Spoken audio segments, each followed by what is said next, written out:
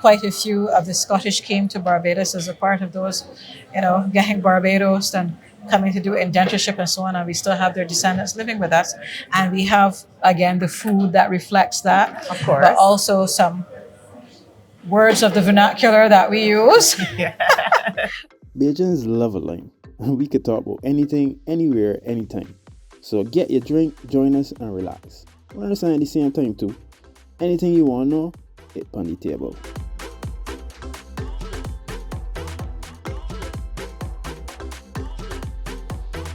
Hi, Kaye. Thanks for hanging out with me today. Thank you for having me. Thank you. When we first met, quite by accident, I realized that we had a shared passion for food, intangible heritage, especially food. But I realized too in talking to you that this seems to be something generational because you know your way around the kitchen, your daughter knows her way around the kitchen, your mother knows her way around the kitchen. So I'm sure that you've had childhood experiences that have influenced your love and your passion for food. Oh, yes, definitely. My grandmother, to this day, nobody can make, and it's a simple dish, scrambled eggs to match her. I eventually, and I didn't get the recipe before she passed on. I was an adult when she passed on, but her scrambled eggs, I never made any attempt because it was always there. And it took me years to figure out what she was doing to get my scrambled eggs to taste like her scrambled eggs. I mean, years and years of experimenting. And I don't think I've still got quite the fluffiness, but I've at least got the flavor now. But from when I was a toddler, my mom was a home ec teacher for many years. So we were, anything going done in the home ec class got tested out at home first to make sure that she had everything just so for the students when they had to do it, for their session. So we got taste testing, and my dad worked in the hotel industry, so things that other people didn't try till they were adults were in my house when I was a child. So everybody cooks, everybody likes to eat, everybody probably has a taste for the finer things in life. So food has always been a part of my life, yes. Of course. So you were talking about the fact that, sometimes people are conservative and they like certain dishes a certain way. So when we first heard about cuckoo being microwavable, that was a big thing. Then there's the whole discussion about pudding and sauce. Some people like it with the features. If there's no features, it's not pudding and sauce. Then there's the whole conky discussion. I'm team raisins, by the way. Me too, me too, me too. There's the whole conky discussion. But even from all those things, we realize that food has evolved. Oh, yes, oh, yes. You know? And it is through that evolution, through that being suitable and appropriate for every generation, that these food traditions remain alive. I mean, I think maybe I turned cuckoo once in my life, so I know how it's done. But who really has the time in 2023 to get a cuckoo stick and turn cuckoo? Admittedly, I am not a fan of the microwave brand, and I'm not a huge fan of okra, so I like my okra slush on the light side. But it is those variations and those love of those different things that you go from these things evolve. So, for example, when I was a child, lean sauce did not exist. Now, I suppose people will call me bougie, but I really don't eat anything else. My daughter, on the other hand, she prefers pickled pigtail. And some people will tell you pickled pigtail is not sauce. And chicken feet is not sauce. And some people will tell you it is a chicken foot sauce. Some people will tell you it is pickled chicken feet. But it is the continuation of the pickling of the food, which is what is traditional. It is the people who are experimenting and finding ways to get people interested and enthusiastic about trying different preparations of the food that are keeping those food traditions alive. Yes. So Certainly we've seen how it has changed. The only type of cuckoo that I probably have tried once would be green banana cuckoo. I love it. oh yes. But Oh, I also yes. love breadfruit cuckoo too. And So- all of those things are cuckoo. Some people will tell you that if it is not cornmeal, it is not cuckoo. But the definition of cuckoo is pretty much a crushed starchy dish or a blended starchy dish. So while our traditional national dish is the almost polenta-like cuckoo that we make from cornmeal, breadfruit cuckoo is cuckoo, crushed yam is a type of cuckoo, because the act of crushing it and prepare about the only thing that you can call cuckoo in the Caribbean right now is mashed potatoes. So And I love a green banana cuckoo myself. My first green banana cuckoo started to spoil me for everything else. And like my uncle now, my uncle is what you would call an experimenter. So he knows I love breadfruit cuckoo. I went somewhere years ago and somebody gave me breadfruit cuckoo with pigtail in it. And I said, I liked the flavor, but I did not like picking pigtail bones out of. And my uncle used to make breadfruit cuckoo for me, and he used to take the pigtail off of the bones. So I would just get these lovely bits of pigtail in my breadfruit cuckoo, and then the gravy of the month or the gravy of the week, so to speak. The only thing I don't like when they mix the seafood or the fish gravy with the meat already in the bread. So you can't give me a breadfruit cuckoo that got him pigtail and then give me mackerel gravy over it. That's confusing the cuckoo. But for example, now my daughter now she's like, she doesn't really like the cuckoo that with the beef stew, all that stuff. But you could give her any kind of fish gravy and she gonna yam that down. So she's had mackerel, she's had snapper, she's had basically any kind of fish gravy and she did. And she's definitely one of the people who eat the cuckoo for the sauce. So So you know that I love the Barbados Museum. I mean, I've been on the tours. I when you follow your social media platforms, you see everything that's happening, lectures. You had different events going on recently. yes. So now is our time to give it a little bit of a plug and tell me what's been exciting and what you're looking forward to at the museum. Oh, well, we are about to actually start our 90th anniversary year. Our 90th anniversary is actually the 31st of May. We're literally rolling right through the whole year with a number of anniversary events. So as a matter of fact, this evening we're having a concert with the police band. There's going to be another one later down this year, collaboration with the police band and Codrington College. So we're doing a little concert series, which is not officially a part of the anniversary day, but we're getting going early. Our lecture series this year, therefore, is about the museum and its contribution to the society. So our first lecture kicked off with Sir Woodville Marshall. He's semi-retired, but he came out of retirement just to sort of give a lecture about basically he was a part of that very first government-headed committee which talked about turning the Barbados Museum into a truly national museum. So they did a development plan. So he talked about the development of that plan and how much we stuck to it in the new direction he's seen the museum taking. We then had a lecture the next week from our council president, and he looked at the way how the museum has to operate. We're a registered charity. We receive a government subvention, but really and truly, our programming is entirely dependent on the contributions of other people. The objects they give us, that's what we tell the stories about. And my own shameless plug here now is that we're redeveloping our core galleries, and we want your stories, we want your objects, so you can reach out to us. You can say to us, I've been through the museum, and every time I go through the museum, I keep wishing that this particular story was a part of the narrative. You can write us info@barbados.org.bb and tell us the kind of things you want to see in those redeveloped core galleries that are going to be what is representing Barbadian history, Barbadian heritage, Barbadian culture for the people now and for the generations coming forward. Our lecture series last week, our deputy director gave a really, really great lecture about how we have assisted with urban planning, rural planning, the preservation of historic buildings and so on in collaboration with Town and Country Planning Development Office.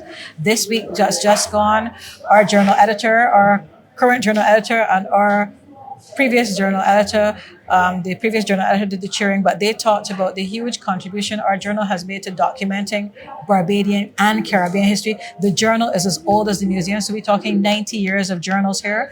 A lot of them were hard copy. We're in a project now to digitize them, and then all of that content will be available online for Barbadians all across the diaspora to talk about it. Next week, our social history curator is now going to talk about how the museum is positioning itself to tell those stories on behalf of the diaspora. And last but not least, our director, on our anniversary date, her lecture is going to be about where the museum came from and where it is going. So and that is going to be like the big kickoff then for our anniversary year. We had International Museums Day last week. I like to tell you that in addition to inviting people into the museum, we like to take the museum out of the community. So we did a sort of halfway thing for International Museums Day last week. The theme was museums, sustainability, and well-being. So we invited all of our partners who work with things like that, like so people who do wellness practice. We had a massage therapist, we had a yoga instructor, we had the community police officer from the Hastings Worthing Police Station talking to people about home hardening. We had Heart and Stroke and the Diabetes and Hypertension Society. They were doing wellness checks, not just high blood pressure and blood sugar, but also cholesterol checks, where people were getting their body mass index checked. They were getting dietary advice so that they would know what they can eat, what kind of quantities. So basically, we were introducing the museum as a comfortable space for people to come and learn about sustainable ways of living, learn about how we are a safe space to encourage well-being. Coming up over the next year or so, we're hoping to start what we call a heritage garden. So you'll be able to come and see them growing and learn about those traditional plants that we use, not just for seasoning our food, but maybe for practicing a little bit of traditional homeopathic medicine in the home. We partnered on the day with Dr. Sonia Peter, who, as you know, she is a chemist that looks at those biological reactions in plants. And she was able to tell people about those parts of the plants that people have extracted and maybe put in pill form to help with things like cancer and diabetes and so on, which have been very, very good. We, of course, did all of this with the disclaimer that we are not health practitioners, and also, of course, to check with your doctor before you do these things and to stop if you don't feel well. But we have some little recipe cards that we will give out. You can come and collect, the ones that you're interested in, where I will tell you this is how it's traditionally prepared. These are the types of quantities. This is how often it's used. Again, we are not doctors, but basically looking at these things too are promoting our intangible cultural heritage. I am the museum's focal point for intangible cultural heritage as it pertains to consultations with the society. We're actually working with the Barbados Committee for Intangible Cultural Heritage and the Division of Culture. We just actually moved an exhibition that we've had up since August last year to their headquarters at the Division of Culture in Haggett Hall. So the exhibition is now in their foyer, and it will be there to the end of Heritage Month, at the end of June. Heritage Month this year is focusing on our intangible cultural heritage as well as on our natural heritage. So those are the two things that we're highlighting this year. So the exhibition is with them for that time period, but we're also working with them with regard to getting ready some nominations to the registers, the world registers with UNESCO for intangible cultural heritage. And this is the kind of work we do all the time. We were a great part of the nomination and the successful entry to the World Register for Historic Bridgetown and its garrison. We have another nomination along with the government of Barbados and other partners, of course, on the tentative list for the Industrial Heritage of Barbados, the Sugar of Story and Rum. We have a number of entries on the memory of the World Register. They have the Anita Barrow Papers. We have the Slave Song with Gibbs. He found the original research, but we would have provided some advice on how to do a Memory of the World nomination. If there are things other people think should be a part of the documentary heritage of Barbados, we provide advice on how to do that. We're providing advice to the ministry and the committee on doing road tennis and the landship. The landship for the endangered list, or I should say the list that's under threat, and the road tennis for the regular list. But these are things that I know the museum looks really sleepy on the outside, but we have so many other projects that we're doing. We have a junior creator program that runs every summer. We have a theater arts internship with the Barbados Community College, also runs, so it's 8 weeks every summer. Those students come in, they have an immersive experience with the museum. We've seen some really exciting things coming back out of the program. We got a full-length feature play for last year's portfolio that we did a little workshop with them during the term just to show them an exhibition we had. They did like a little on the spur of the moment play. And then one of the students came back and said, but this would be really, really interesting. And two of the students, Craig and Ayele, they wrote the play. The students directed it themselves. And it was a really quality product. So I'm always really, really fussy when I see young people coming to the museum and they get immersed, and then they give you these things that show you how much they respect our heritage and culture, how much it's become meaningful to them. We're also doing some partnerships with some small islands overseas. So two projects have actually got very close names. So one is Shared Island Stories and the other one is Our Island Stories. Basically, one is with the existing one is with North US in Scotland. And what it is we've had this series of online workshops where the students come together and they look at the similarities in our heritage and culture. You know that quite a few of the Scottish came to Barbados as a part of those, getting Barbados and coming to do indentureship and so on, and we still have their descendants living with us. And we have, again, the food that reflects that, Of course. but also some words of the vernacular that we use, which are very, very Irish and Scottish. So We had a good laugh about that, but you have to talk to us personally oh yes, to oh get yes. to get the information on that. Oh yes, I would love to get it. And then we have another project that's starting now, and this one is both online, but it's going to be in person as well. So there are students who are coming here last week of July and going back just after crop over. So they're going to learn about Barbados. And then our students are going to go up next summer, and that one is looking specifically at the vulnerabilities of small island communities to environmental change. We're focusing on how these things, of course, link back to the SDGs and how the youth can contribute to safeguarding our heritage, safeguarding our islands, protecting them against maybe the lack of respect you get sometimes from the global north.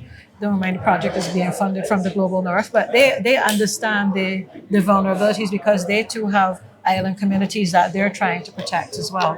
So both projects, oddly enough, came out of another project we did, EULAT Museums, which was looking at Caribbean migration to Britain, which purely coincidence, but we got the project going before the Windrush scandal, but we were ready to go with our exhibitions and so on right when the scandal hit. And it has so many legs that the project officially closed off in 2021, but we are still getting requests to speak. We're still getting requests to interact.